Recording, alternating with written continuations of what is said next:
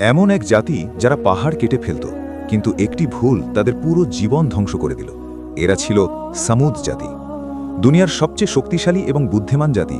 তারা পাহাড়গুলোকে খোদাই করে তার মধ্যে প্রাসাদ তৈরি করত, কিন্তু তাদের সবচেয়ে বড় দুর্বলতা ছিল তারা মূর্তি পূজা করত। আল্লাহ তাদের হেদায়েতের জন্য হযরত সালেহ আলাইহিস সালামকে পাঠালেন। যখন তিনি তাদের শিরক থেকে বারণ করলেন, তখন সেই জাতি একটি দাবি রাখল, আমরা তখনই মানব যখন আপনি এই পাহাড় থেকে একটি উটনি বের করে দেখাবেন।